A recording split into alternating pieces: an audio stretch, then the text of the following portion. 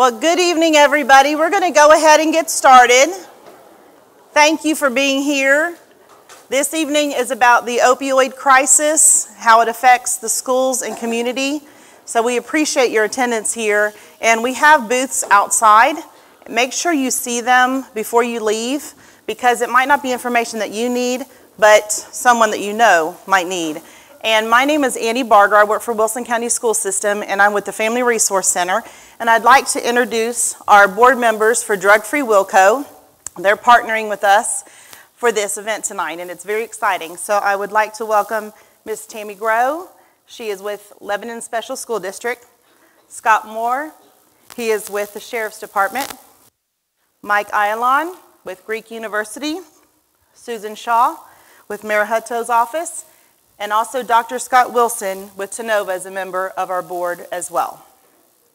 So we want to also recognize any educators that are here. So I'm going to say some groups. If you'll just stand if you are here. If you are an educator, please stand so we can welcome you for being here. Thank you for being here.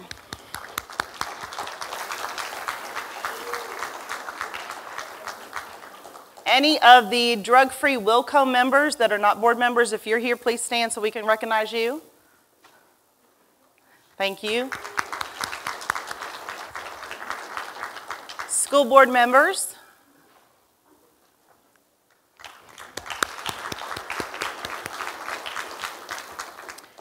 Our SROs, I think they're here in the back, and there might be some others. So thank you.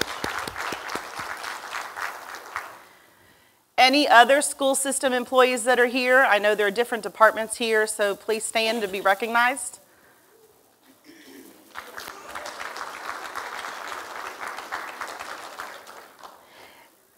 And if there are any elected officials here. We appreciate what they do. I also want to recognize a group of high school students from each high school.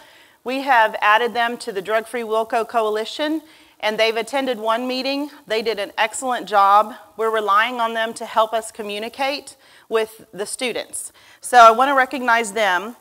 From Lebanon High School, Effie White and Abby Gore. Mount Juliet High School, Lauren Allen, Jillian Furmeister, and Lucy Pfeiffer. Watertown High School has Natalie Fountain and Rayanne Green. And Wilson Central High School has Kawana Fuchs and Gage Working. So I want to give them a round of applause.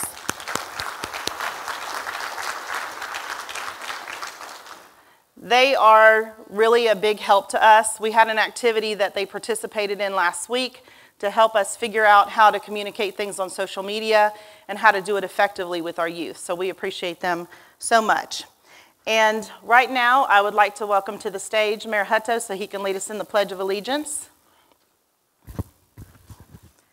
And he'll have some remarks for us as well.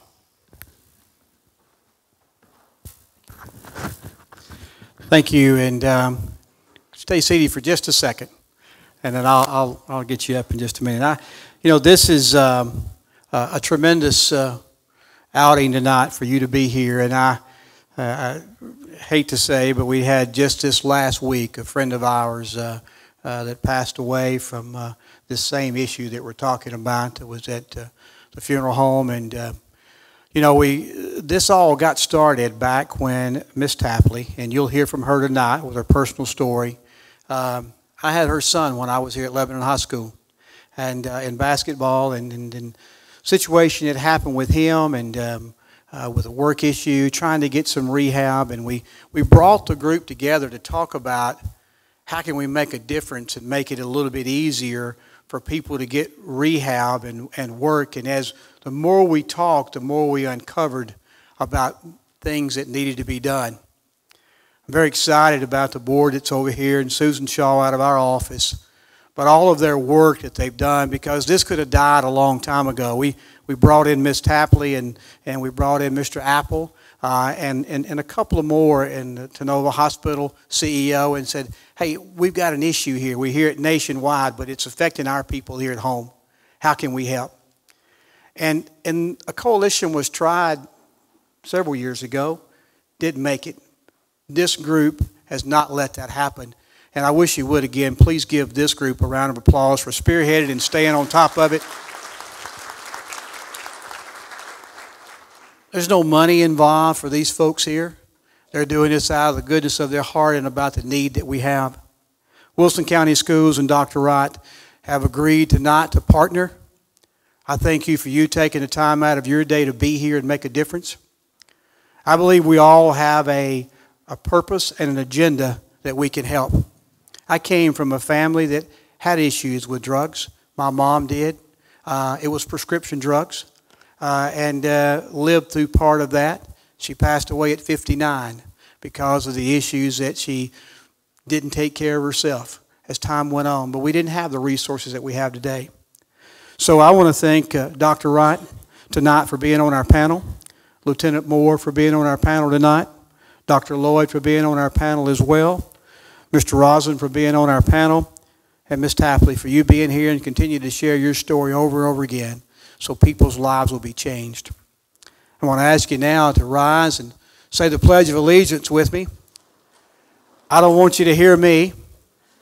I'm amazed at when I hear military and servicemen and women say it because you can hear it from the bottom of their lungs. And so many times we talk about this phrase that you're supposed to say all together, and we focus on that. I just ask you to focus tonight on believing that we do live in the best country in the land, and say this pledge like you mean it. I'll start us, but you continue. Attention, salute, pledge. I pledge allegiance to the United States of America and to the republic for which it stands, one nation, under God, indivisible, with liberty and justice for all.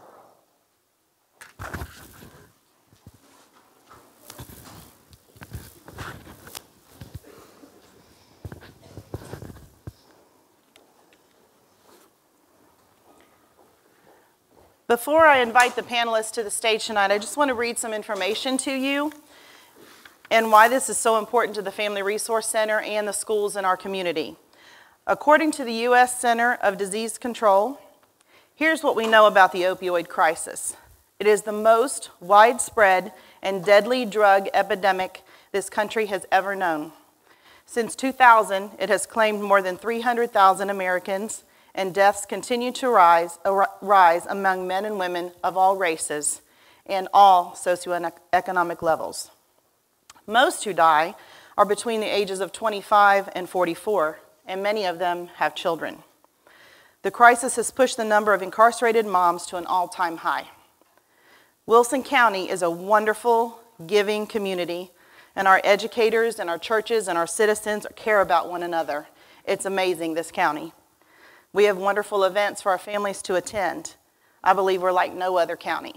But as a result of the opioid crisis, there are the hungry and the unwashed and the silent children. There are children who get themselves ready and put themselves on the bus each day. There are elementary, middle, and high school students who feed, bathe, and diaper younger siblings when there isn't a capable adult around to take care of these needs. Tweens are caught cutting themselves, and teens are caught dipping into the drugs that have surrounded them for so long. Across the country, 2.6 million children are being raised by family members who are not their birth parents. We have some of those 2.6 million children in Wilson County. Wilson County prescription opioid overdoses have outnumbered heroin overdoses since 2012. One event, one night, one conversation will not end this crisis. We know this. However, this evening is about creating awareness and uniting people so that they know that they're not alone. And our hope is that some people will find some solutions tonight and resources that they need. We're so appreciative to our panelists for being here to share their experience and their wisdom. And I'm going to ask our panelists to introduce themselves when they come to the stage and give some information about themselves. So panelists, if you'll join us on the stage, and I'll have you introduce yourselves.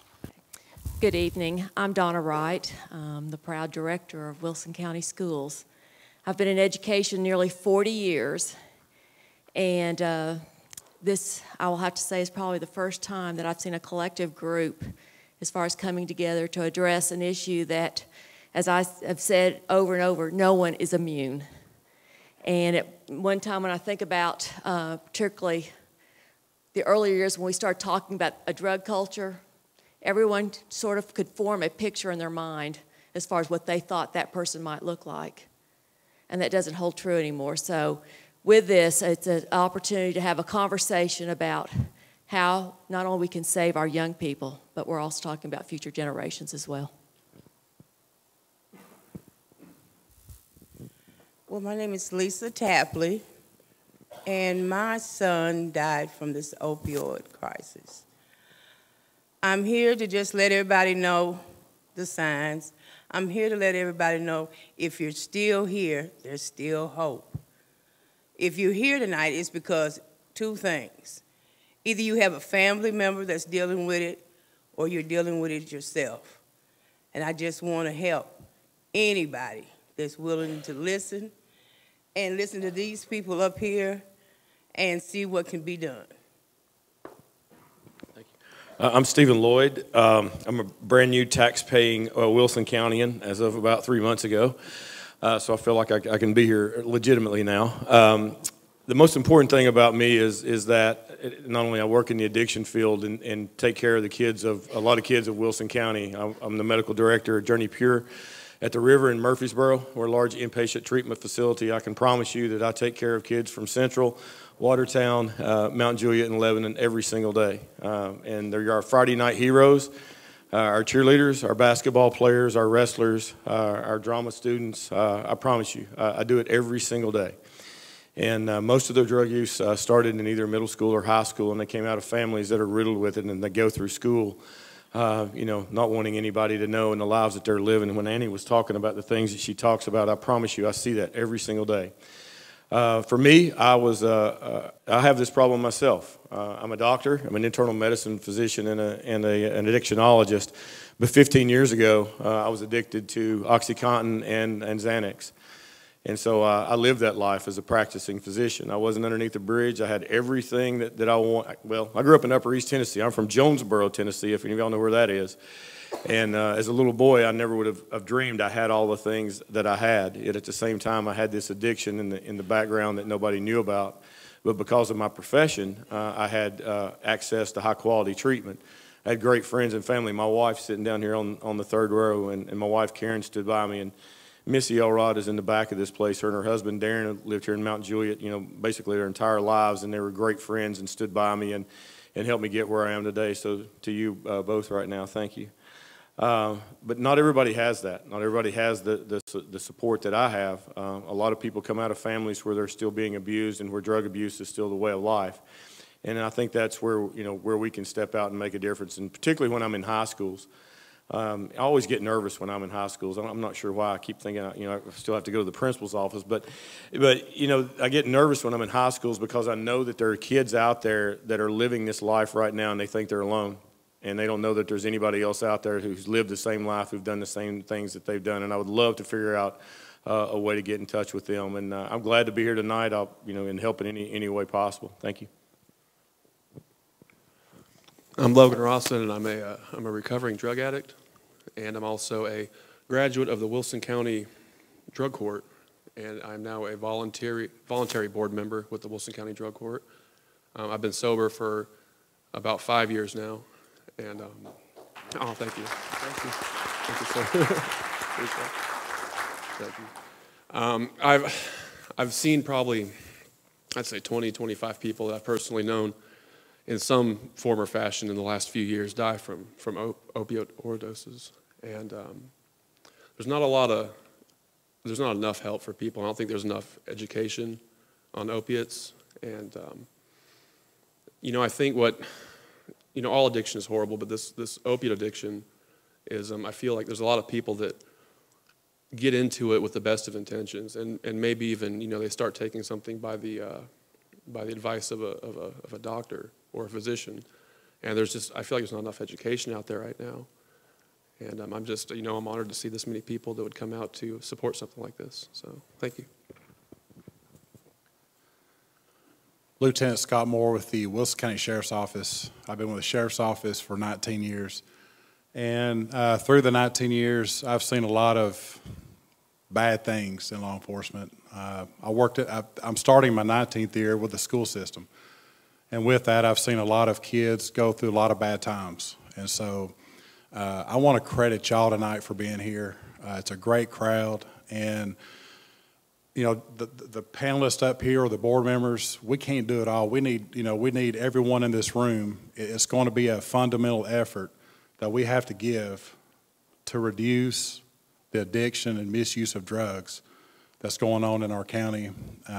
And hopefully it'll trickle down to other counties around us. And I know there's a lot of programs in the state of Tennessee that are working to over the opioid addiction. And we just appreciate everyone here. We're looking forward to it. And hopefully we can answer any questions that you have tonight. Thank you.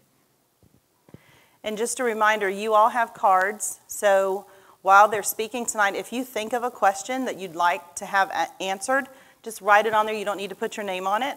And then we'll have people collecting those. And then at the end, we'll answer some of those questions. If we don't get them answered, we will answer them on the Drug Free WilCo Facebook page. So we'll make sure everyone's question gets answered. So I'm going to ask each panelist this question. So Scott, I think the microphone is with you, so I will ask you this first. And each panelist, I will ask you, sorry, you moved it on me. Each panelist will answer this question. So I'll start with you, Scott. Why do you feel the opioid crisis is something Wilson County should be discussing as we are tonight? Well, I think everyone in this room can agree that opioids are a very addictive and deadly drug. And everyone in this room has either witnessed a student, an athlete, a family member, or perhaps yourself that has been through it. And you know the challenges that it has, and it affects you mentally, physically, and emotionally. And I want to credit people like Ms. Tapley, who came forward because she wanted to see what was out there, resources that were out there for this bad addiction that's going on. And then I want to credit Mayor Hutto for putting that into action. So, you know, I give them a lot of credit, and everyone again in here that has the passion, because you would not be here tonight if you didn't have a passion for what we're doing. So I appreciate that.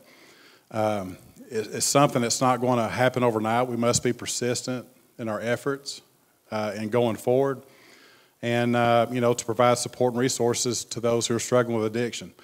I've got school resource officers that are here, and they're very instrumental from all the way from the elementary school to the high school. Last year, we were in the classroom over 900 times, and we taught prevention of drugs, alcohol, and tobacco. So we want to start at an early age, because that's where it starts, and we can't just turn our heads to what's going on. And so the men and women that work for the sheriff's office, that work in these schools, are doing an excellent job of getting that information out. And again, and I think you said this earlier, but the rate of filled opioid prescriptions in Wilson County was 93 per 100 residents. So the good news is that's declining, but we got a long ways to go, okay? And so we got to keep pushing forward and to reach that goal to where we just keep on. We don't want to see that rise back in overdoses here in Wilson County.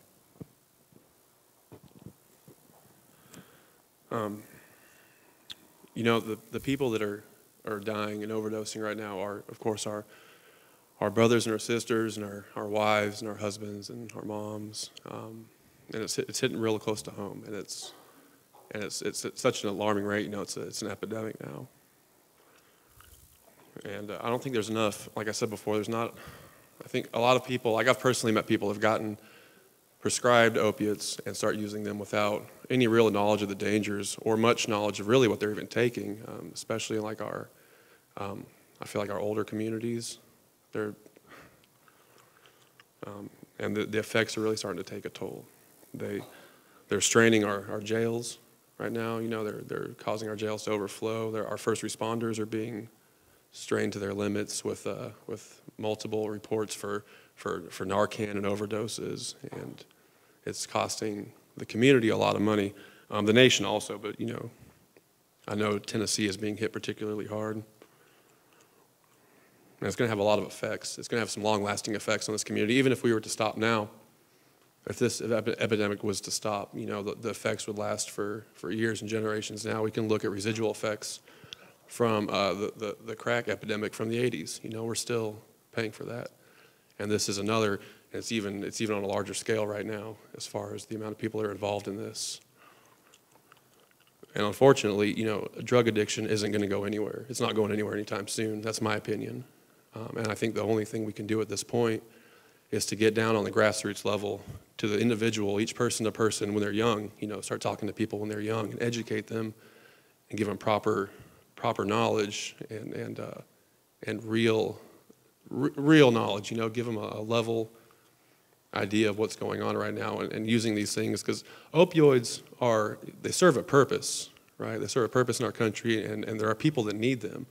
So they're not just going to disappear, but if we could put some more education and some more prescribing them more with helping people in mind as opposed to monetarily driven reasons, which I unfortunately think sometimes that's the case some of these times, and these getting prescribed to the level they are. I think that would help us a lot. Thanks, Logan. I think the simple answer to this question is you really can't afford not to. Some of the things that Logan touched on, first of all, the drug overdoses are now the #1 killer of Americans under 50, and I don't think we think about it in those terms. Last year we lost 73,000 Americans to drug overdose, and if you look at that and compare it to Vietnam was 20 years long. Right at 20 years long, and 58,000 Americans died in Vietnam. So every year right now we're losing more people to drug overdoses than we did in all 20 years of Vietnam. And I think for me, why you have to look at it and why we have to look at it are the kids I see, the kids that I get into treatment, because most of them came out of families here in Wilson County that were already using, and I think it rips at the fabrics of our community. They come out of houses that are doing the things that Annie talked about earlier. They're having to pick up on the chores and be the father or mother to their younger siblings because their own parents are having issues. And then they come to school, and they sometimes schools are released, but other times it's a place where you wind up migrating to others that are having the same issues, and you kind of follow that pattern. And I think if we don't intervene, then we'll simply create another generation that'll follow in the footsteps, and we'll never get out of the vicious cycle. And lastly, the reason that we need to discuss this is because it's the right thing to do. We look at addiction, and most people in this room, I would bet right now, look at addiction as a moral failure. And I promise you it's not a moral failure. And I think we have to look at it with what it really is, which is a disorder of the brain. It's not voluntary. I can promise you that neither myself or Ms. Tapley's son at the end, it wasn't voluntary. We had to do it in order to stay alive. At least that's what we felt like. And so I think we need to understand that. When we understand that, then we can start moving forward, helping people. One of the things, I guess the last thing I want to touch on are the young babies that are born dependent. Babies aren't born addicted, they're born dependent, and that simply means that they get sick when they don't have the drug. Addiction is different from dependence. And, I can't think of really anything worse than coming into the world physiologically dependent on a drug and being dope sick. And so, if you look at those babies and the families that they go into, a lot of times the mom, doesn't have somebody helping her. She's a victim of abuse herself. And then, she gives birth to a baby who's born dependent, and then she's got the shame on top of that and goes right back out into the world trying to fend for herself. And a lot of times our help is throwing rocks at her, saying, oh, can't you see what you're doing to your baby, or don't you see this, or don't you see that? And so instead of providing the help that we need to provide, and I'm guilty of this too, we provide shame that makes it even worse. And so I think we as a community have to look at what our role is, because I can promise you this. Nobody up here, nobody where I was at UT earlier today is going to come up with a solution. Guys, the solution is not recovery. The solution is actually community and relationship. And whenever we start to approach it from that, I think we'll start to bend the curve. I just want people to become aware. I want you to know what you're looking at. If you're a parent, from a parent's perspective, and you've never had an addiction, and your child has one, you don't actually know what your child is going through. You don't know if it's an addiction or not. I want parents to become aware so they'll know and they can recognize there's a problem. And then when they recognize there's a problem, find a solution. I keep telling everybody, as long as you're here on this earth, there's still hope. And we need to come together and learn how we can battle this addiction. We need to recognize it, we need to conquer it, and we need to stop it. And that's why I think, we need to talk about this.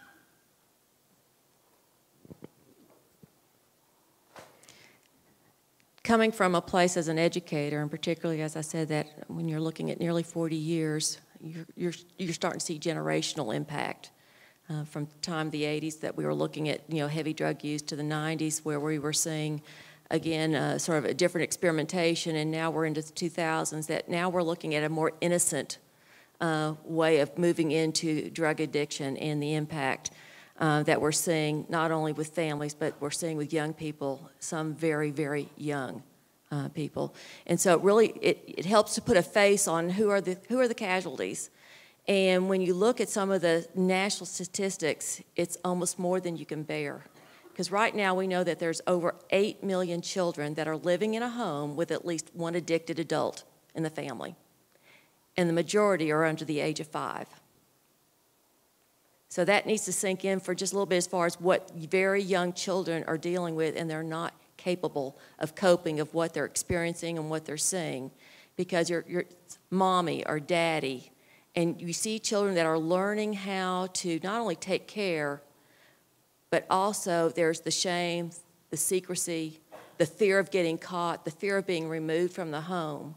So we were talking about traumatized children that we are trying to educate, but there's other issues far deeper that we need to deal with. And so just looking at, who are these children that we're talking about? We're talking about newborns whose mothers are addicted to opioids. And as Dr. Lloyd was talking about, that we see children that are dependent. But what we also know as educators, as far as they become older and get school ready, we have a whole different set of issues to deal with, because there's all manners of things as far as from detachment to not being able to connect, and you're talking about brain development that is not matured as it would with a normal development of a child, particularly between 0 and 3. We're talking about children of all ages at risk for accidental ingestion or inhalation of toxic substances, because it's in the home. They have access to it. And for some kids that we've had to deal with, it's the norm. We have children living with an addicted parent dealing with constant uncertainty and fear. And they learn how to lie quickly and easily, because if they don't, they might lose that parent. And the little ones can really protect, and it would break your heart to hear what they have to say to protect that parent. Children who have taken over the role of family caregiver for younger siblings or for their addicted parent. We had a 3rd grader a couple of years ago that teachers were getting a little agitated with, or the teacher was getting agitated because the child was getting sleepy and not paying attention in class. But this caring educator decided to probe to find out what was going on, and this little guy was taking care of 2 younger siblings. He was so proud that he was remembering to feed them, get them to bed and get a bath, brush their teeth, get them to school, but not wake mommy up because mommy couldn't get out of bed. It changed the role between the teacher and that child immediately. The child was having to act as an adult, but also was protecting mommy. And then we have children who are removed from their homes and placed in foster care. And some of these children are already suffering from mental health issues, and then they're being ripped from what they see as a stable environment, because that's all they know. And then they get moved from place to place to place. And those children are in school as well. All these pieces, again, is the why. And we have to figure out how we create not only some stability, but also how we can give these kids some hope. But if that's all they know, they're going to try to figure out where they can get that same euphoria, whatever it is that, that addiction brings. And then we start to see that generation pause again, and then it continues. And so the why for us, as far as how can we break the cycle, but how can we educate, love, nurture young children, because that's what they're missing and that's what they need, and hopefully save another generation. Thank you for your answers. Ms. Tapley, this question is going to be for you. Drug-Free WilCo was founded after a Wilson County resident approached Mayor Hutto about a personal tragedy. That is Ms. Tapley. Ms. Tapley, would you please share your story with us? This is hard, but I'm going to do it. My son, Thomas Edward Tapley. First, let me paint you a picture of his character. He was a nice young man. He was one of those children that you were proud of. I could be proud of him. He was one of those children that people would call me up and say, Lisa, I saw your son and he was doing, and I just want to tell you, you're doing such a good job raising him. That kind of son. He had dreams, he had desires, he had goals. He was even planning to go back and finish college. He had 30 more hours. He was going back this fall. All these dreams and all these plans he had didn't come to pass, but one day he got hurt on a job, and it hurt his back. And he said, Mom, my back is hurting so bad. I don't know what to do. I said, well, go to the doctor. I said, go to the doctor. And he did go. And instantly the doctor gave him pain medication, Oxycontin. He found out, oh, the Oxycontin is working. It helps my pain. And I asked him, I said, that's a kind of drastic. Didn't he give you some other alternative, physical therapy or something? He said, no, he didn't. I said, well, that's kind of strange. You might need to ask him about it. So he kept taking the Oxycontin, and he was also dealing with the fact that he had a breakup with his girlfriend, one that he has been dating since high school to college, and now they break up. So he's dealing with that also. So he's got the pain that he's dealing with, and he's got the breakup. So he's taking pain pills. And as time goes on, my son was a son that respected me, didn't raise his voice. He was a protector of his sister and me. He was the man of the house. He was the one that went and bought the groceries and bought them in the house. He took care of things. But somewhere along the line, he started changing. And that's why I want every parent to recognize the change in your child. Because there's something going on, and you need to find out what it is. So he started changing. And he raised his voice, and that was unusual for him. And I asked him what is going on, and then I noticed that he's sleeping or he's staying in his room more often. I'm noticing all these different changes, his mood swings. He wants to lie to me, and that was unusual. So I'm wondering, what in the world? So as time went on, the pills did not last, the prescription didn't last, so now he's turning to street drugs, street pills.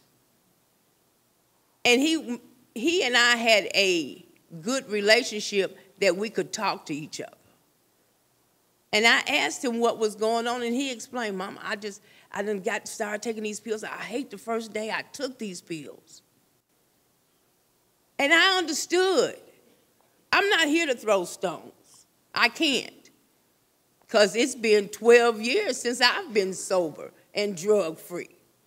So I'm not going to throw stones. I understand where he's coming from. So I'm telling him, well, do you want to go to rehab? No, I can do this. I can do this by myself. I said, okay, let's see. So time went on and it got worse, and his complexion started changing, and he started losing weight, and I'm telling him, Edward, it's time to go to rehab. Now, I can't make him. He's 30 years old, but I can suggest this. It's time to go to rehab. No, I can do this, Mom, I can do this. Till one day he called me and told me, Mom, I'm ready. I need to go to rehab. I said, okay, let's do this. So I called my pastor. His wife got him a place in about 3 days. And he went, and he stayed for about 6 to 8 weeks. 6 to 8 weeks is not good enough unless you have a mindset of, I'm going to change. I want better. But he went, and he came out. And when he came out, he said, oh, I feel so much better. I'm so glad I'm off these pills. My body feels good. Everything feels good. I'm ready to do something. I said, good, just remember, you have to change your circle. You have to change the group of people you socialize with. That's a must. If that means you have to stay in the house for 2 or 3 months till you get strong enough, that's what it means. So he did. But next thing I know, little bit by little bit, he started again. And he started taking again. And it got worse. And he tried to stop himself. He'd stay in the room for 3 days. And he would get sick. Next thing I know, he's back on the pill again. And at the end, he looked good. His complexion was back. His weight was back. Everything looked good. And I would ask him, are you taking, Mama, I got it. I'm not doing any more pills. I'm not doing any more pills. So I said, okay, I'm going to quit asking him because I don't want to tempt him and get it in his mind. So I quit.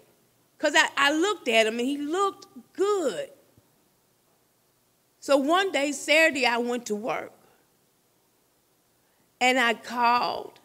I started calling when it was about time for me to come home. I called my daughter. I called my son to check on them, see if they're all right. I couldn't get in touch with either one of them. I called and I kept calling. I got off from work at 8:30. I went home. I walked into my house and I called again. And I heard his phone ring at the end of the house. And I wondered, why is he not picking up his phone? He never leaves his phone at home. So I walked back there.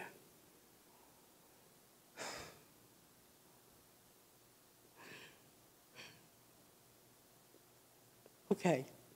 I walked back to his room, and I found my son dead. I found my son dead behind a little bitty pill.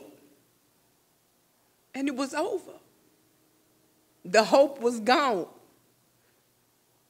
So that's why I'm up here, and that's why I will continue to tell my story, because I do not want another parent to feel this pain. This is forever pain. This pain will not go away. This is with me for life. But I don't want any other parent to feel this. So that's why I tell my story. And I thank God for Mayor Hutto for listening to me. And I thank God for these people, Susan Shaw, and all of y'all, every last one, because they came together and they were determined to do something. And they continue to work at it, and it continues to grow. And one thing, when I first met with them, I said, the fire is hot right now. I don't want the fire to go out. And they have not let this fire go out. Thank you. I want to thank you all for not letting the fire go out.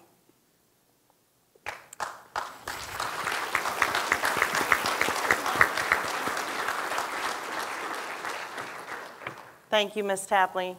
Thank you for having the strength to share that, because we all gain wisdom from each other. And that's part of what we were talking about before, about having relationships and uniting to help one another, and that's what it's all about. This next question is for you, Dr. Lloyd. I've heard a case of a parent who made sure their child took the entire 30-day prescription of opioid painkillers because they knew that with antibiotics, the entire prescription had to be taken to be effective. They applied the same thinking to the opioid painkillers. What do families need to know about pain prescription use to avoid misuse and prevent overdose? Miss Tapley's a lot better person than I am, so she's not going to throw any stones. So I'm going to throw a few, and I'm going to, if you don't mind, I'm going to use your son's case to talk about this. First of all, the doctors in our community, and they're not bad people, but I've been to medical school and I've been to residency, and I've got friends all across the country, and you'll be surprised to know that all through medical training, medical school and residency, how many hours would you guess that they get in training on the proper prescribing of controlled substances for both acute and chronic pain? Anybody got any guesses? I'll save you a little time. None, 0. How many hours do they get on the recognition of people with addiction and referral to treatment, like Ms. Tapley's son? Anybody got any guesses there? I'll save you a little more time. 0 hours.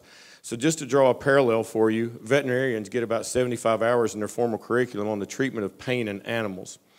So the doctors in our community, that while not being bad people, have no education on what we're talking about right now. And I'm going to use Thomas's case as an example. He hurt his back at work, soft tissue injury more than likely, because I'm assuming he was able to walk and he was going to the bathroom. So more than likely, all of us have had a stiff back. If you're over 50, you for sure have had a stiff back.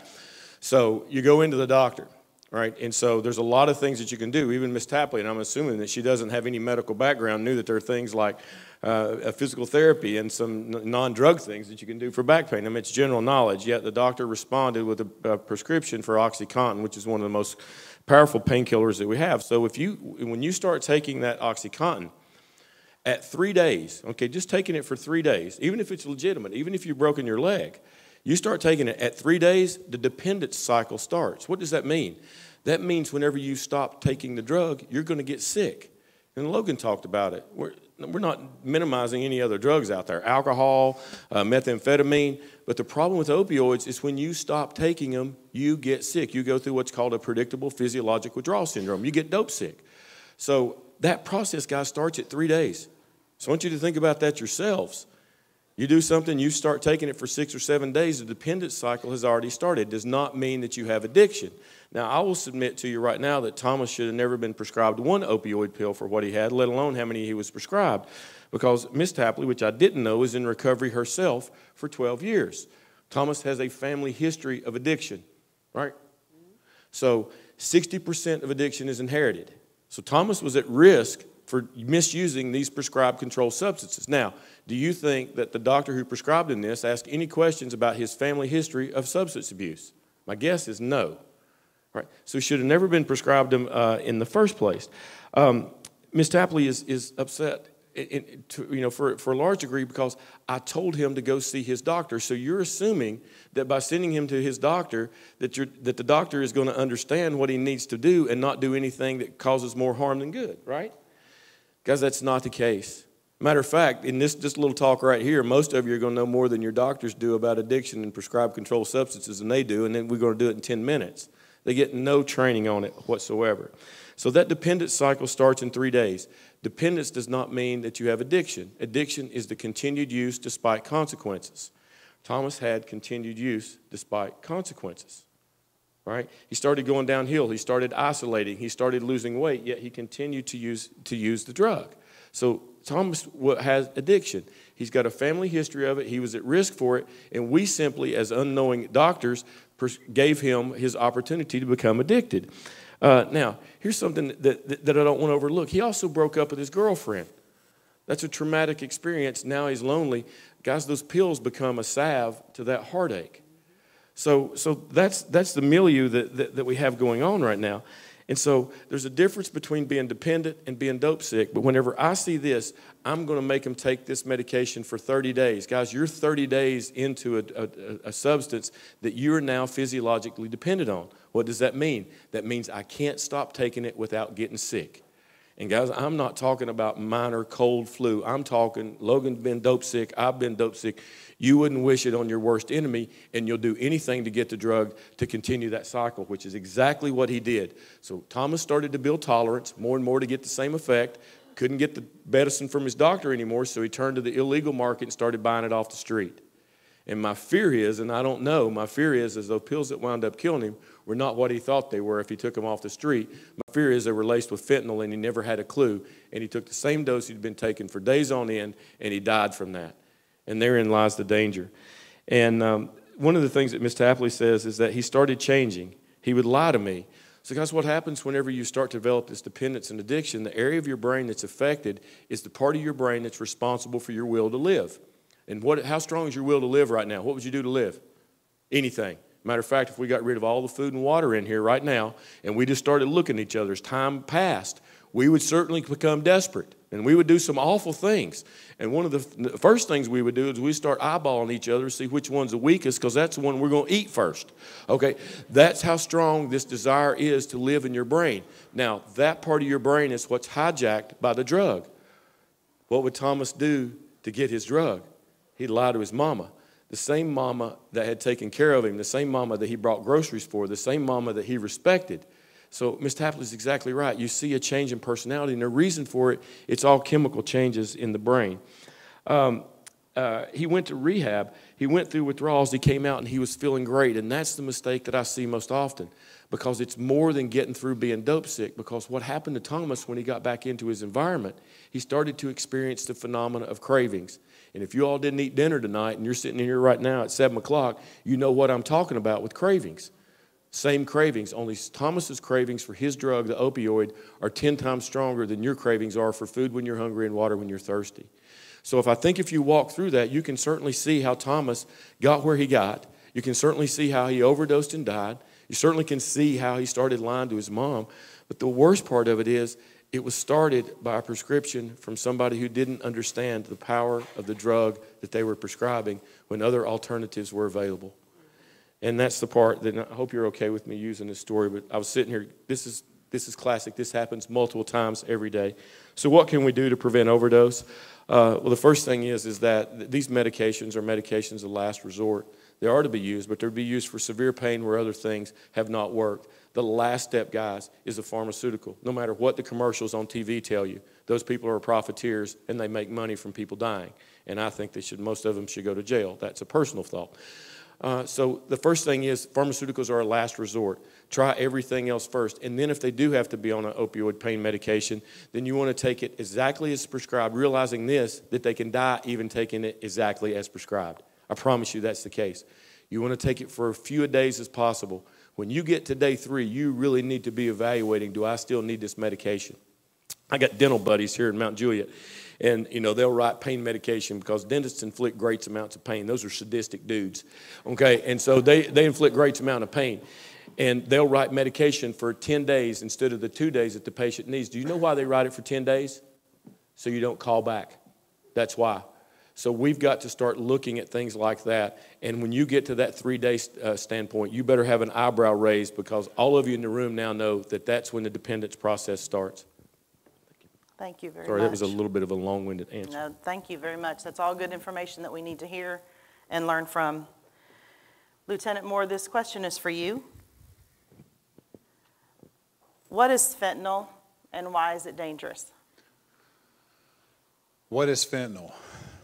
Fentanyl is a very powerful synthetic opioid drug that is used for severe pain. I'm sure in very rare cases. Now, I'm not a medical professional, but I would say probably in very rare cases. The dangers that it brings, there's several that I could talk about probably for 15 minutes, but I'm going to just focus on a couple points. Users are gravitating toward it because of the ability to produce a euphoric high that some of these other drugs can't produce. Because you see, when your body when you start getting addicted to pills and you start building a tolerance, you keep on wanting to go to the next level. So it starts off with maybe a athletic injury.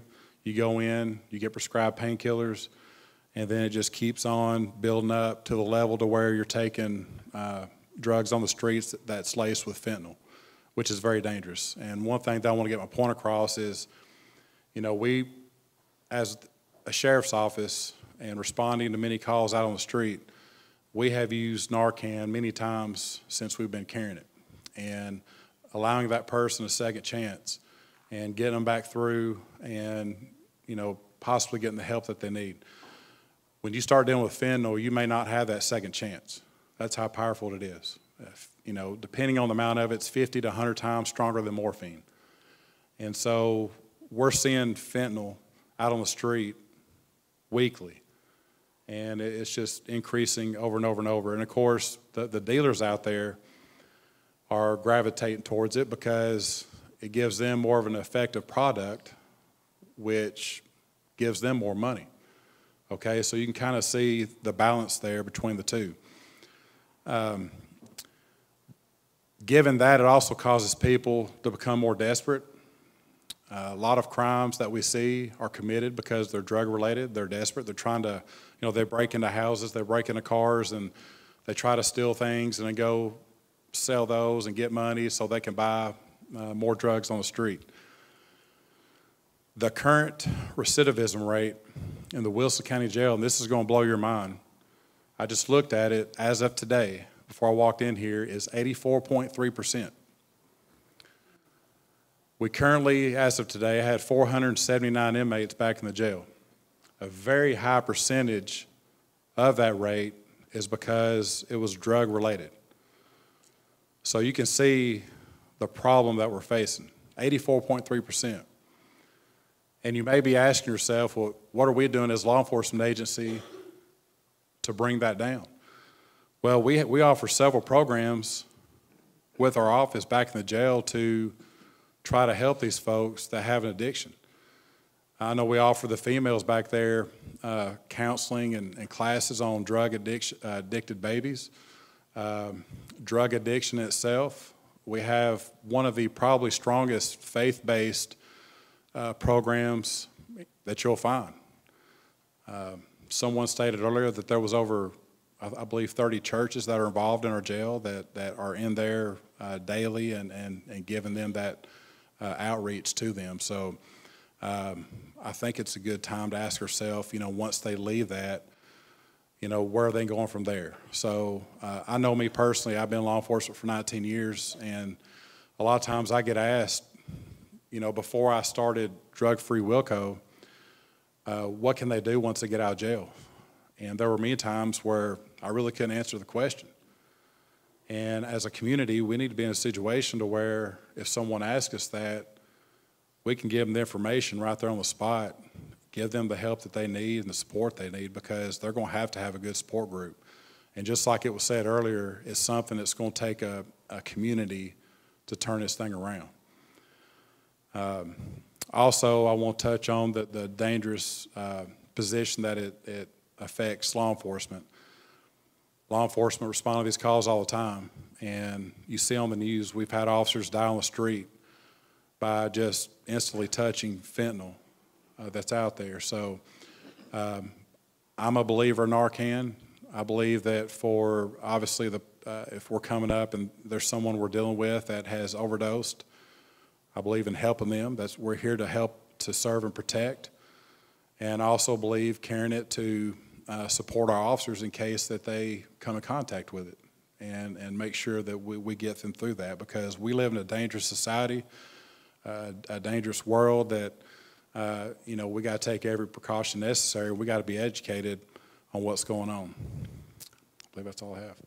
Thank you, Lieutenant Moore. And you mentioned resources, and if you did not get one, there is a coral-colored sheet of paper out there that has some resources on it, and the booths that are out there can provide information as well. And that's one thing that we wanted to have here, because we know it's important for people to have resources and places to go and to try to get some solutions to that. So thank you so much. The next question is for you, Mr. Rawson. Will you give the audience a brief explanation of the Wilson County Drug Court and why you feel it's important for our county? Certainly. Drug courts, and specifically the Wilson County Drug Court, it's an attempt to find treatment and to help the addict as opposed to just lock away the addict. It's an alternative to prison. It's an opportunity, and it's completely voluntary, and it's an opportunity for an offender who is nonviolent, generally a 10-year or less prison sentence, who he's already been convicted for, to try to get some help.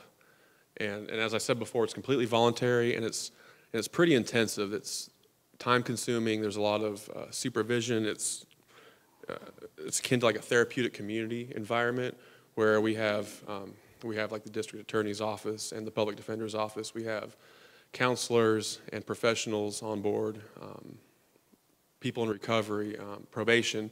Everybody just kind of comes together, and we're trying to give supervision to these people that want to genuinely change their way of life. I've heard a lot of comments before about how people just use it as a means to try to get out of jail, and that doesn't, from what I've seen, that doesn't really work, because you have to want to change your life, and you have to be willing to do anything, to give up and take some advice from some people for this to work. And as I said before, it's intensive. It takes a couple of years to complete this program.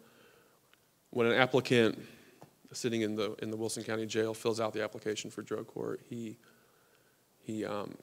might be faced with the option of having to go to a long-term treatment facility before he even gets back out on the street. Like myself, specifically, I spent 14 months in a recovery center in East Tennessee, and it was one of the best things that could have happened to me. You know, I had a severe lack of education on the matter. You know, I didn't have a whole lot of self-worth left in me by the time I got to that point, and it was really a place where I was able to take some time and to reflect and to get a better understanding of what's causing the disease, like what inside of me makes me not want to feel the way that I feel, and that wants me to cover this up with outside substances.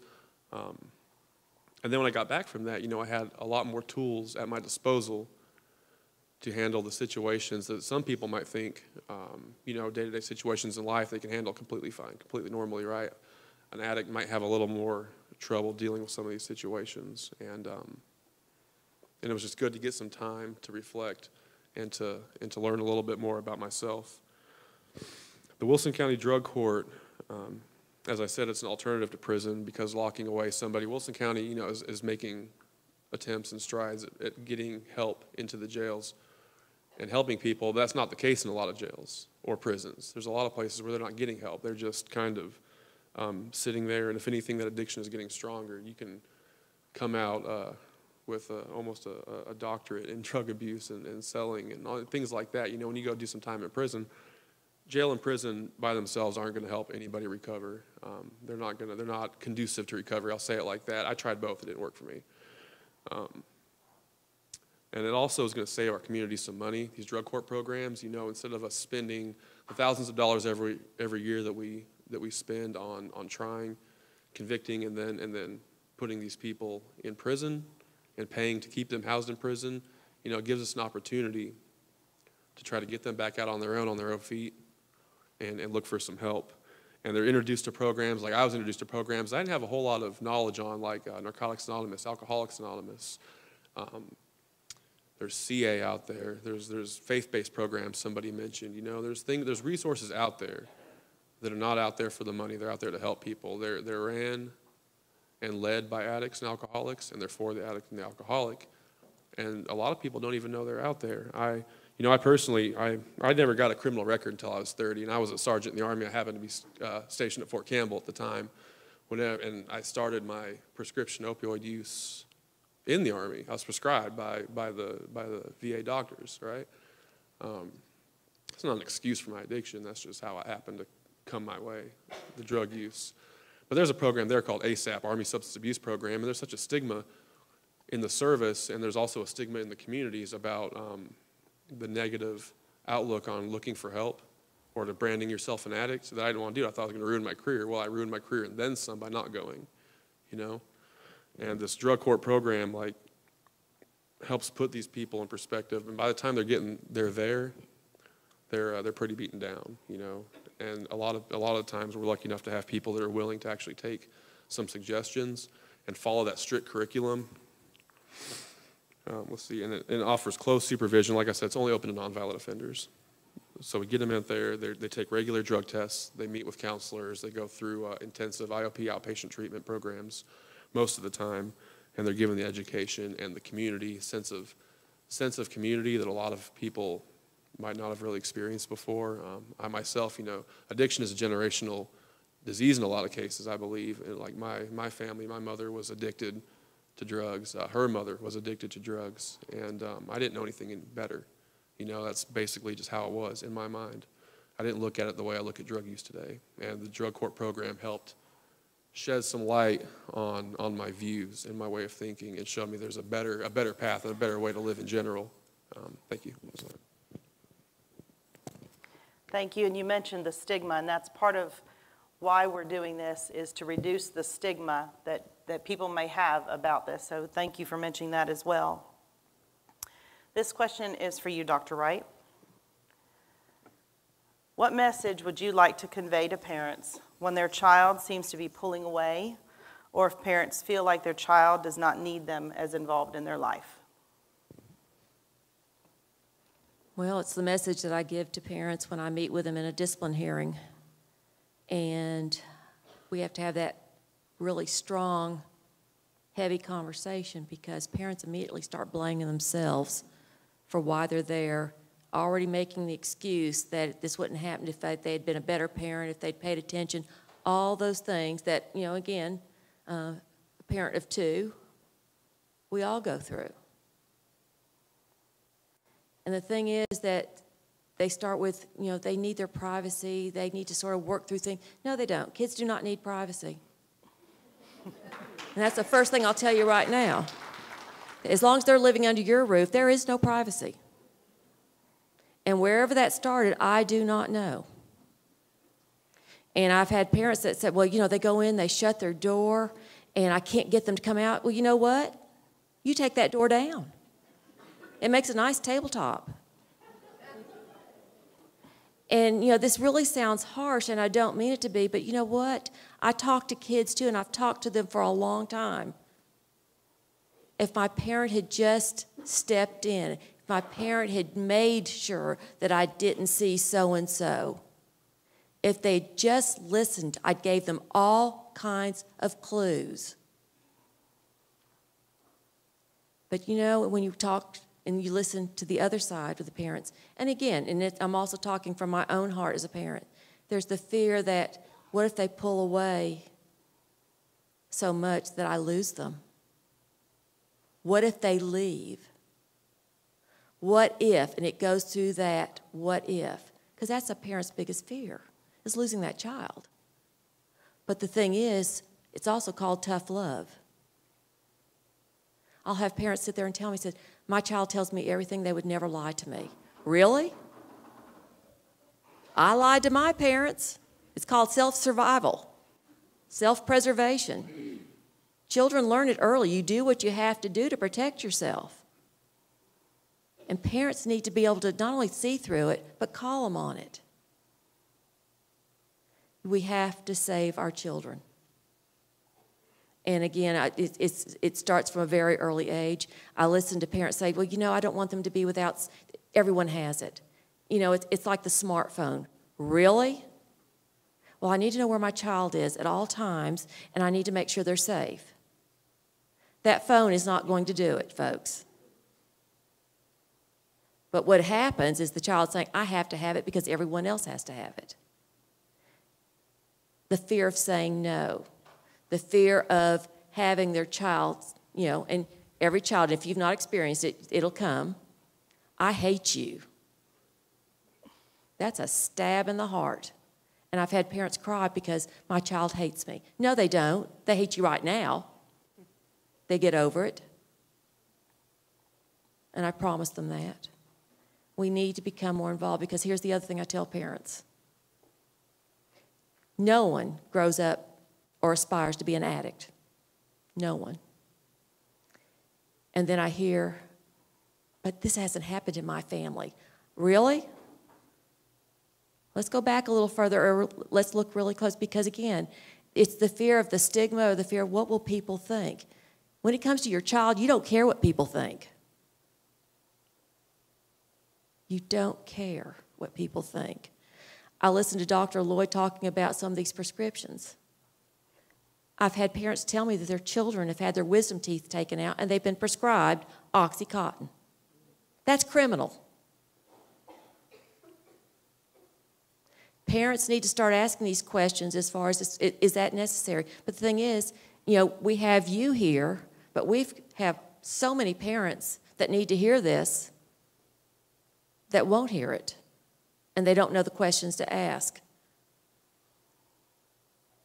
Much like Lisa's son, I have, well, in my mind's eye, as a child, but a student that was very, very dear to me.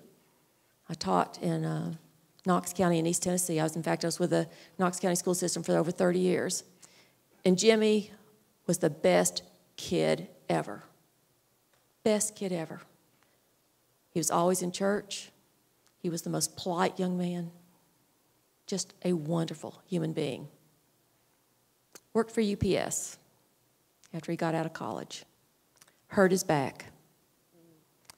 Was prescribed OxyContin, and we're going back about a decade. No one knew a whole lot about OxyContin at the time, other than being a wonder drug. That wonderful human being became a liar, a thief, whatever it would take to be able to maintain that feeling that not only he needed, but if he didn't have, he was going to die. He lost his family. He lost his job. He lost his respect. And the thing that was so impactful from that was how many people were affected by Jimmy's addiction and later his death. And the tragedy in all this, as old as he was at the time, was his parents going back, what did I do wrong? They didn't do anything wrong. Nothing. But this is what I will tell you, and this is the message that I tell parents, and it's a constant message. Your children do not need privacy. Know what they're doing, know what they're getting. When they tell you that it's a thumb drive, it's not a thumb drive, it's a jewel. And I had a mother argue with me. And I said, let me show you what it does. And then she got angry at her child because he had told her. But it seems so innocent. And then the vaping. So innocent. It's not innocent. And then the weed. A parent tells me, oh, I'm so glad that that's all it is and they're not drinking. Stunned disbelief. Why? Because they're smoking weed at home. So I say all this. We have to be honest with each other. But parents, and I know I'm preaching to the choir with this group here, we have to be tough on our kids. Take the doors down. You will eat dinner with us. No, your phone will be banked on the kitchen counter and it's going to bed like you should. And you're thinking, what would that have to do with it? That's a lifeline, folks. That's an addiction too. It's a trigger. But all those things, it's a constant message. No privacy, no alone time, know who they're with, set those expectations. Nothing good happens after midnight. Remember your parents told you that. Repeat it. And the thing is, when they get into high school, get involved in the school. Parents will say again, well, I don't want to embarrass them. They don't really want me there. Yeah, they do. They just don't know it. Embarrass them. They'll get over it. And that would be the message that I would tell parents, Ms. Barker. Thank you, Dr. Wright. And sometimes when we do hear those, I hate you, I've heard that as well. That does hurt. But we have to remember that that's a temporary discomfort, temporary pain. And the more we're involved with our kids, the better. So thank you for your wisdom. Dr. Lloyd, this question is for you. What is Narcan and how is it used in an overdose situation? Narcan is a drug that's used to turn around overdoses. Literally, we can bring people back from the dead if we get to them quick enough. It takes about 6 minutes with no oxygen before your brain starts to die, and it's irreversible. So if you can get to somebody within the first 6 minutes, you can literally bring them back from the dead. Narcan comes in a nasal spray for the most part, although there's injector, but we try to use nasal spray. I think law enforcement, Scott will be able to tell you more about that, but I think law enforcement carries a nasal spray, and it's just exactly that. It's a little self-contained with one dose in it. You simply put it in the nose and just push on it just like you would nasal spray. So what happens is that the drug in Narcan, it has more stickiness for the opioid receptor than any other opioid known to man. So you can have somebody shoot heroin right here in front of us, overdose. I can shoot them with Narcan. That Narcan will go in, it'll knock all the heroin off of the receptors, and it'll replace it so that the heroin can't get back to the receptor. The problem is with opioids is that when they attach to all these receptors in the part of the brain that I've already told you about, you just stop breathing. And so, I know that Lisa has seen it, probably the only one besides me or Scott in the room that's seen an overdose. It's not a dramatic scene. Actually, it's pretty serene. They just look like they're asleep, and they simply just stop breathing. And so if you find somebody, and one of the things with first responders now, when they come upon somebody who's lost consciousness, usually, it used to be CPR and all that stuff. Now it's Narcan first. It's that common. So that's how Narcan works. Now, Scott talked about fentanyl just a little while ago, and so Narcan presents a little bit of a problem here because the fentanyl Scott told us about is so much stronger than regular morphine.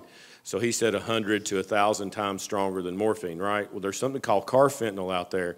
And carfentanil is used to anesthetize rhinoceroses, okay? It's not made for human consumption. It's 10,000 more times more potent than morphine. So 1 grain of it will kill you. So if it's pressed into a pill that looks just like what you're taking, and you take it, you will die. The problem is that sometimes you need multiple Narcans. So you put Narcan up somebody's nose, they come around, and then they start to nod off again. You got to hit them again with the Narcan. And that's how it works. And I want to, before I pass on the baton here, there are answers. Scott told us that there's 84% recidivism rate in the Wilson County Jail. Is that right? 75% of all drug court graduates are never rearrested. I mean, they're sitting right beside of each other. Logan, I sit here next to him, and I can't believe that he's been in jail and been through the things he's been. It doesn't look like he doesn't talk like it. And the truth is most people don't. There's a 75% chance that Logan will never get rearrested. It's already been 5 years, so I'll tell you it's probably 99.99 now. So there are programs that, I know it's possible I get arrested before I get home. But what I'm saying, there are programs that work, and this one's sitting right beside of us. Thank you, Dr. Lloyd. And Ms. Tapley, just to talk a little bit more about the pain prescription use, what would you suggest for families if there is a prescription given? What would you suggest some things that they ask their doctor, some things that they could say that they should ask if they're given some prescriptions? What would you advise? First, I would ask, is there any other alternative? There's got to be I know there's other alternatives. There's physical therapy, acupuncture. There's another alternative besides taking pills from the beginning. As far as, I want to touch on something else. As far as the fact that maybe you had a parent that might have done drugs and you feel like, okay, my parent did, daddy did, mama did, I will too. Well, that's not necessarily true. That's a choice you have to make. You might have the tendency there, but you don't have to go with the tendency. I have a daughter. There she is back there. She's going to school now to become a dentist. She chose not to. And that's where it starts from, your choice. It all starts with you. How bad do you want to live? How bad do you want your life? That's what you got to think about. Because this pill is killing people. There's no doubt about it. I looked on the news, and they say middle-aged people, there have been more middle-aged people dying from overdose behind this mess right here. It's your choice. There's other alternatives. If it's nothing but just do yoga, if there's another alternative. Because if you don't, the ultimate thing is you're going to die. That's what this pill is going to do. It's going to kill you. That's what I want everybody. And she said there's people that needs to hear this. Y'all are here. Pass it on. Pass this information on.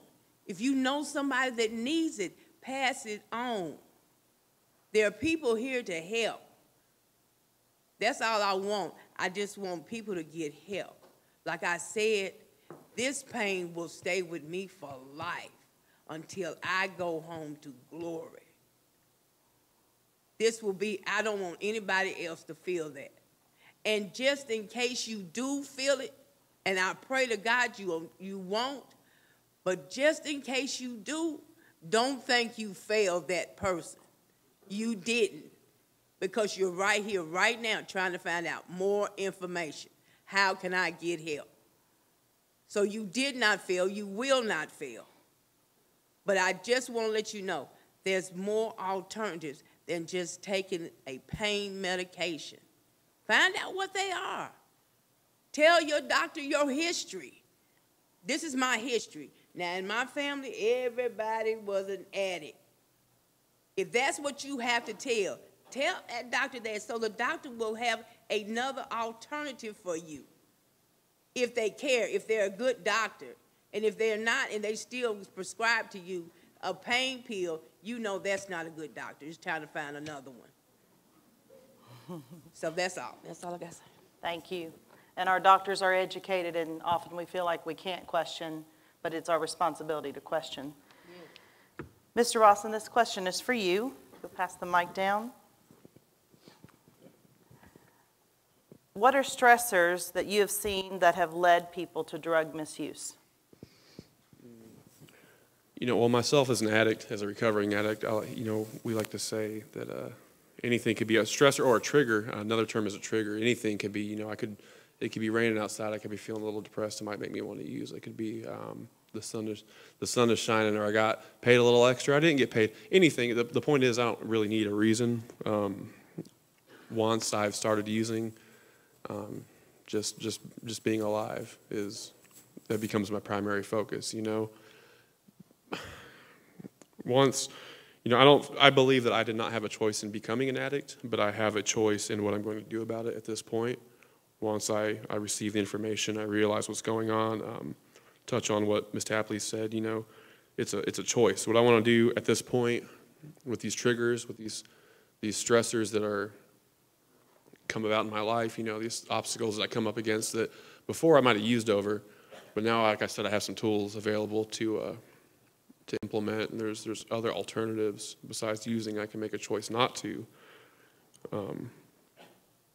You know, addiction is a disease, but it's a disease where we get to choose our own bottom. Like, we get to stop when we decide we've had enough and we're ready to surrender and not do it anymore. If you think if a cancer patient was told by a doctor that you can read this book, or you can get involved with some therapy, and you can make the choice just to not suffer from this disease anymore, like, you don't think that person would jump at that chance, would do anything they could if they found out it was that simple. But as an addict, you know, I have a disease that tells me I don't have a disease, and I have to reach my own bottom and succumb to these triggers and these stressors before I can realize to myself. And that's the only way it's going to happen for the addict, is when they realize to themselves they have a problem, that they've had enough and they're fed up. It was touched on before, you know, I'm also a firm believer that companies like Purdue and Big Pharma in general are overprescribing these narcotics. OxyContin was designed for cancer patients on hospice, and they're giving it to people getting their wisdom teeth pulled out because it makes money. And it has a strong return customer in a lot of cases, as we're here talking about today, you know. So this overprescribing of it, and the people that think they can feel safe when talking to their doctors, and it's not a knock on doctors, they're not educated in the abuse side of it, you know. And I feel like that's a big stressor for our community. The environment a person grows up in, like I said before, I come from an addicted household, and my mother came from an addicted household, and I would almost bet that her mother came from an addictive household, you know? And it's what I was raised around, and I was normalized in it. A lot of people, when they get to like school age, kindergarten, first grade, you know, that teacher might be the first truly positive influence they've had a lot of constant contact with. Because the influences they're getting at home might not be very positive, and it might be encouraging, normalizing, or even glorifying alcohol use or drug use, you know? And of course, if that's what you grow up around, that's what you're going to grow up to know. And the same goes with the people you start hanging around at that point, your peers. There's a saying that water seeks its own level. The people I hang around with, the people I associate with, you know, that's what I'm going to strive for in my life. I think there's great alternatives out there to pain medication. I think these stressors like the overprescribing and the blindly following advice of taking it, you know, I think that needs to be discussed, and we need to have a new look at it. There's things like capsaicin, which is an extract from spices, and people take them and they're having success with joint pain and chronic pain. You know, there's things like chiropractics or yoga, meditation. There's a lot of things out there that don't have to necessarily be an outside opiate stimulant entering your body that can help with pain. And like I said before, you know, opiates do serve a purpose in our society, and they are a necessary thing to have, but I think they just need to be monitored so much closer, and we need to have just so much real education and realistic discussions about it to curtail this. So thank you. Thank you very much. Dr. Wright, this question is for you. What are some areas of strength that you see in the partnerships between Wilson County Schools and the business and the faith communities which help families who may be dealing with stressors that could lead to opioid addiction? Well, we have something that's so unique in Wilson County, and one that I talk about a lot because I've not seen it elsewhere to the degree that we have here. First, looking at the faith-based community, something that we have not only a strong partnership, but it's something that very instrumental as far as supporting families, supporting kids. And I know that there's always that question of the raised eyebrows, particularly in a public school system. Is that allowable? Well, yes. And we're very thankful for it. We started out with a partnership of about 15 different churches, non-denominational as far as they were not the same denomination. I can't even say the word right now. We now have close to 45 that will meet with the school system to support not only the need of taking care of kids, but also extending it to the families. Likewise, they give us assistance and help that when a family in need, because usually it's a family in crisis, not just the child, as far as being able to do so in a very sensitive and very quiet way of reaching out, not to proselytize, but to give assistance. The other thing I feel so fortunate, again, as far as law enforcement. I can't say enough about working with it's the Sheriff's Department, with Mount Juliet Police, Watertown Police, looking at the relationship we have with Lebanon, not in a punitive way, not looking to seek, punish, or hurt, but how can we help and assist? I don't know how many times that I've had to call Scott Moore and say, I need help here, this is what I'm hearing, this is what I know, or likewise, giving help and suggestions. So the network, the connections, the help and the assistance, again, not to punish, to shame, or to hurt, but how can we assist, how can we help, how can we save? It becomes really, really important. And particularly when we see the assistance that we're also seeing in the classroom itself. I believe Mr. Rawson made the comment as far as when we get kids into school age, we have children that do not want to go home. And that if they could figure out how they could stay at school, they would. They're fed, they're comforted, they're cared for. And the thing is that we also see that with that extension is that law enforcement many times becomes that friend, that caring adult, letting that child know they're important, it's okay, they'll make it. And so you see these many connections, and then when you get to the faith-based and even the business community, the assistance is far, do you know of someone, do you know of where we can provide help? And so when you look at that, I think the thing that I hear, I see anything, but by the grace of God go I, to be able to help each other, provide that assistance, and whatever they can do as far as to help the school, because we're temporary. And so it takes, you hear the adage, it takes a village to raise a child. It takes a community to take care and care for the family, and as far as looking at that extension. So again, I can't think of it any other way, Ms. Barger, than very thankful that we have those resources and a caring community that recognizes the problem and trying to find a solution without the shame, the stigma, and feeling that if we put them in jail, that will work, and it doesn't. So I'm very thankful for the resources that we do have, and much of it's human resources. Absolutely.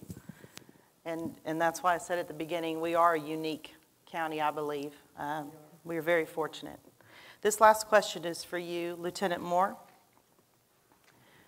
What is the DEA Take Back program, and why is it important? And what can you tell us about the proper storage of our own medication as parents and family members? So there's two questions. Tell us about the Drug Take Back program, and then about how to properly store medication. The Drug Take Back program was established by the DEA many years ago, and it's an effort that is made across the whole entire country. I know we started about the same time that they implemented it. It happens twice a year. It's usually the last Saturday in April, and then the last Saturday in October. I know at the Wilson County Sheriff's Office we usually host that. We're not the only agency that does that, but just being a representative from the Sheriff's Office, we usually do that from 10 a.m. to 2 p.m. So that being said, I think our next one is April the 27th, I believe. So we have that. I know Mount Juliet Police, I know the Lebanon Police Department have permanent drop boxes that you are welcome to come and drop those off at any time, which is huge to have. So I get calls all the time about what do we do with these extra medications. And to go to this next question, before I touch on that, this goes in with what Dr. Wright said 2 questions ago. And Dr. Wright, I appreciate you saying that, because you said everything that I wanted to say, and I'm gonna touch on that real quick. I know Judge Tatum in juvenile court says all the time that nothing good happens after dark. And I'm gonna go ahead and tell you, and every law enforcement agency in here that's represented is gonna agree with me, every single night of the week, we're chasing juveniles, stealing cars, doing drugs, breaking into houses, every single night. And as parents, we got to hold ourselves accountable and know where our children are. And I'm frustrated, I'll go ahead and tell you. As parents, we got to hold ourselves responsible, be proactive. And I know Judge Tatum said one time, he told a mother to go home and take everything out of the child's bedroom, take the door off the hinges, and give them absolutely no privacy. And I agree with every word of that. So to go back to this second question, what's proper storage of your own medication? Be responsible.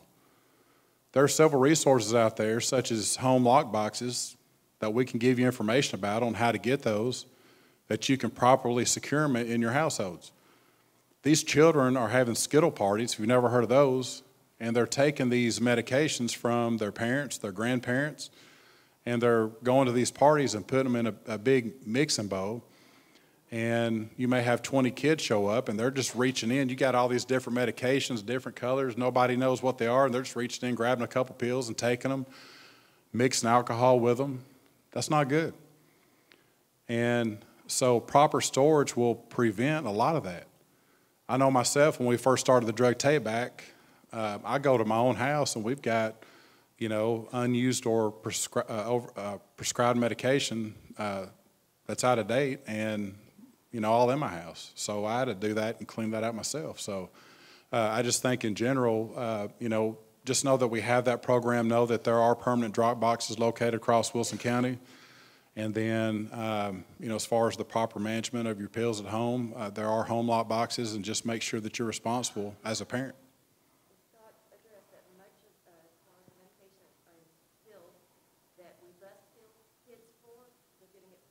Absolutely. And I'll go and tell you, I was doing the very first drug take back that I done. There was a elderly lady that came and dropped off exactly 50 bottles of morphine pills, filled all the way to the top. Her husband had just passed away, and during the course of his sickness, they just keep, he kept on getting prescribed those, and they kept on building up. And I can't tell you what I had a DA agent there with me. He told me what the worth was, and it was unbelievable. But if she wouldn't have done that, just think if her grandson or granddaughter would have got a hold of that, what kind of mess that would have been. So a lot of the stuff that you see in our school system and across the state in every school system, the problem is they're getting a lot of their pills from their home and from their grandparents' home. So just keep that in mind. Thank you. Thank you very much. These answers have helped a lot, and again, you're going to have an opportunity to ask some questions, and we'll have the panelists answer those. But at this time, I'd like the Watertown High School FFA group that is with us come to the stage. There is a microphone there. I don't believe it is turned on, so you'll need to turn it on. And if you want to use their mic as well, you can. But about a month ago, Debbie McChurch and I and Susan Shaw and Tammy Groh and Mayor Hutto had the opportunity to go to Watertown High School and see the students do a presentation that honestly, I was amazed. We had something else planned to do tonight, but when we saw that, we all looked at each other and said, we have to do this. This is amazing what these students are going to share with you, and I am going to introduce them. Tawny Ashworth, Zoe Baskin, Emma Gunlock, Daylin Hunt, and Zoe Stone. And Miss Ware is actually filling in for Cody Paris, who is actually at another competition tonight. Our FFAs are involved in incredible competitions. If you haven't been aware of that, they do amazing things. So we've asked them to share with you. And again, there's that mic that I don't believe is turned on, and then this mic if you'd like to use it as well. Is it on?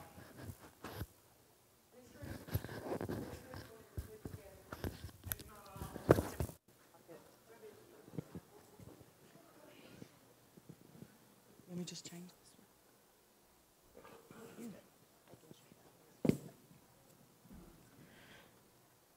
This group wanted to put together this information and present accurate facts for a FFA competition, but the facts may be a little off due to the magnitude of this problem and how fast the statistics are changing.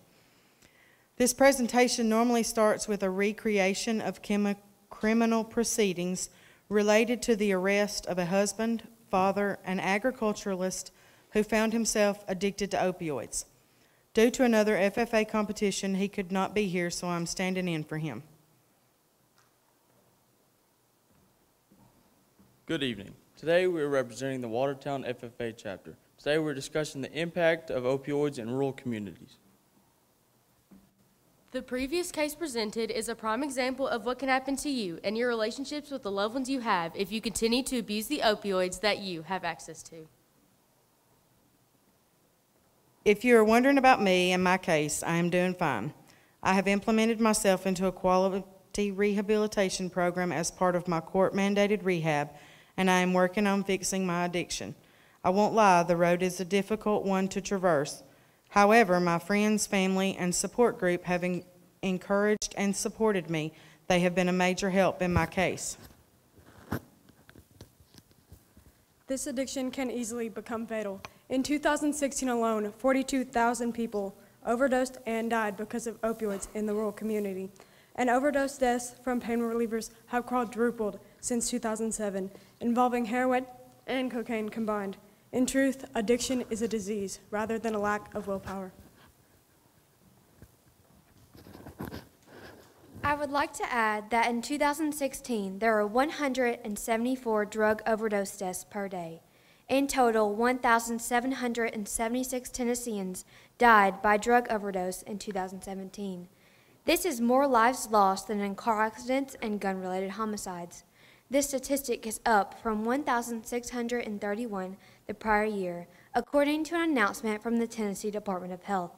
24 of these 2017 deaths came from Wilson County. There were more American drug overdose deaths in 2017 alone than all American casualties in the Vietnam War. Well, it doesn't help that Tennessee has only 1,700 treatment beds, but 86,000 prescriptions are prescribed within a year. When an individual begins taking these medications, the process of addiction begins within 3 days. And after 7 days, 70% of those still on medications remain addicted for years. When you think of the opioid addiction, you may think of an urban setting, but really it is affecting rural areas more heavily. In October 2017, the Centers for Disease Control and Prevention announced that the rates of drug overdose deaths are rising in rural areas, surpassing rates in urban areas. These trends are rising steadily. Just this week, the Tennessee Department of Health reported that drug overdoses have killed more Tennesseans than ever before, a trend that has been repeated for 6 years in a row. However, most rural adults are largely unaware of the impact of opioids on their communities. 31% of rural people are impacted heavily by opioids, and 47% of rural people use opioids themselves. Opioid addiction plays an immense role in the rising divorce rates in America. Every 36 seconds, a divorce occurs. This statistic is directly linked to the opioid addiction of at least one or both of the married couple. 28% of drug addicts are married. This means that there are millions of spouses dealing with the burden of having an addicted husband or wife. Within the state of Tennessee, there has been a sudden increase in the number of children who have been removed from their homes and placed into foster care. Since 2010, there has been a 51% increase in the number of parents whose parental rights have been terminated. In the same time period, there has been a 56% increase in the number of children waiting to be adopted. Drug abuse has caused a surge in fractured families, drug-addicted parents, babies born with opioids in their system, and neglected children. According to a survey by the National Farmers Union and the American Farm Bureau Federation, 74% of farmers have been directly affected by the opioid crisis, whether they themselves have become addicted to or close friends and family. In 2016, synthetic opioids passed prescription opioids as the most common drugs involved in overdose deaths. Fentanyl in particular is on the rise. Trends in Nashville have shown that fentanyl is becoming increasingly popular because it is cheaper to make and 50 times stronger than heroin. Not to mention, but statistics show that as many as 1,503,000 people are addicted to heroin all on its own. And though you may not think so, 3 in 4 farm workers have been directly impacted by the abuse of opioids, either by knowing someone, having a family member addicted, or have dealt with addiction themselves. Well, an estimated 317,647 Tennesseans misuse opioids in 2016 alone. And 25% of people who use opioids do become dependent on these drugs. Studies that I've read over show that 64,000 Americans died of a drug overdose in 2016, with an overwhelming number of these coming from opioid abuse. Contrary to popular belief, opioid and even heroin addictions often start with what are commonly believed to be safe painkillers, making becoming addicted incredibly easy. Agricultural workers are more at risk than the average person because they work jobs with high risk of injury.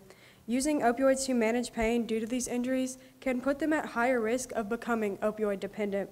Although every area of America is facing this crisis, rural America is being hit especially hard.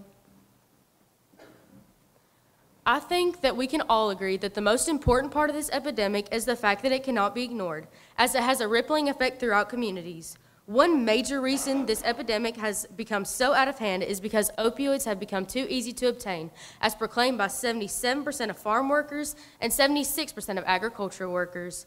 This is partially due to the fact that the United States only has 2% of the world's population, yet we have 80% of the prescriptions. The American Farm Bureau Federation and the National Farmers Union have joined together in a fight against opioid addiction with the campaign Farm Town Strong, which is mainly focused on social media but also holds public events to highlight this crisis. A website has also been launched which provides access to information and resources to help struggling families. Other programs also exist, such as ones for expectant mothers, in hopes of lowering the number of babies born addicted to opioids. According to the National Institute of Health, every 25 minutes a baby is born addicted to drugs in the U.S.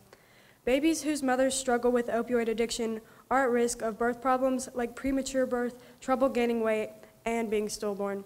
After being born, these children may suffer from illnesses such as respiratory failure, seizures, or heart attack. In Tennessee, there's a new program with 180 health partners working against this issue. In hopes of being able to fight this crisis, the Mount Juliet and Lebanon Police Department has begun carrying Narcan, a nasal spray which counters an active overdose. Programs like these, coupled with different kinds of rehab facilities, are actively combating the opioid addiction epidemic. Relapse is part of recovery. 4 to 5 treatments over an average span of 8 years is typical for an opioid addict to reach full sobriety. You know, the goal of rehab facilities everywhere is to help people rather than shaming them. So if you have a problem, don't be scared to get a consultation. The social stigma towards drug addiction is a major hindrance we are facing in solving this issue. They fear being labeled as a junkie, crackhead, or addict. Now take a minute to decide for yourself. How is your community and your everyday life being impacted by the rural opioid epidemic? Thank you for your attention tonight. We appreciate Watertown High School, some of the members of the FFA being here to do this evening. And when they shared about the agricultural community, that's something that we had never even discussed. If they're injured and they're not working, they're not producing on their farms. So that was important information to hear. And if there's anyone that has any cards that they would like to give us, Debbie McChurch is right here. We'll ask a few questions and then we will put the other questions on Drug-Free WilCo to get them answered on the Facebook page. In the meantime, I want to make sure that I tell you all, out there in the lobby, there are many booths that you do need to visit. They brought great information that maybe you don't need, but someone that you know might need. So please see them. Those are resources from our community. They're very passionate about what they do, and they're here to help. And again, earlier we said that we've got to create a community, we've got to create relationships and be united to help. And Lieutenant Moore actually mentioned some lock boxes, and actually we're going to do some door prizes in just a second. And we've got some lock boxes up here. So when I do the door prizes, I'm going to have you come up and choose what you would like to take. And the students also mentioned about divorce. There is actually a book up here about co-parenting. That is something that we really need to think about. So do you all have any questions to bring me? Debbie or Ashlyn, do you have any cards to bring me up? That's fine.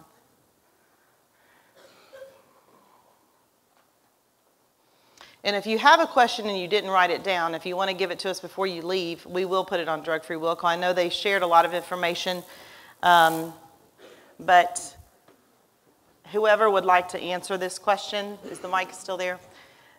Is there a hotline for reporting students using drugs on campus?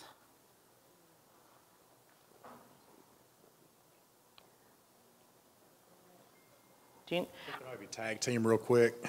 I know there's certain schools that the SROs have developed ways of reporting things anonymously to them through, it may be an email address, it may be something that they have set up through a tip line. So I think different, each school is different, Having a school resource officer in every school in Wilson County is a great asset. We're one of the first counties in the state of Tennessee to be able to do that. And that's a big thanks to our leadership here in Wilson County. That being said, you have that resource. So, you know, anytime you go to a school resource officer with any kind of concern, you can always go to them in confidence. They will check into it. You know, any ways of reporting any kind of crime. So, you know, if you see stuff out there that you don't feel comfortable with, we've had kids before that we're going to the classroom to pull a kid out. Somehow they find out that we're coming, and they slide pills or other drugs into the person next to them, and then we pull them out in the hallway, and they say, I don't have any drugs, but, you know, the person next to me does. We pull them out, and they've got drugs in there. And of course, you know, it's our job to investigate it and see what happened. But we have situations like that, so just you can utilize that resource. Thank you. And we have another question here. Someone asked, how do you go to the Drug-Free WilCo Coalition? It has actually grown. There have been some different people that have come. If you want to see one of the people that are down here in the front or me, we can tell you a little bit more about that. Lieutenant Moore can also tell you a little bit more about that and how you can be involved. We do have a lot of community members that have come. Again, the students, we've had counselors there, and we want the community to get involved. So thank you so much. I'm going to have Tammy Grow put the rest of the questions actually on Drug Free WilCo's website. It's on, Facebook page. It's called Drug Free WilCo. You can look at that on Facebook, and we'll put these questions on there because we do want to respect your time. I'm going to do door prizes now, but again, I do want to say please visit the booths.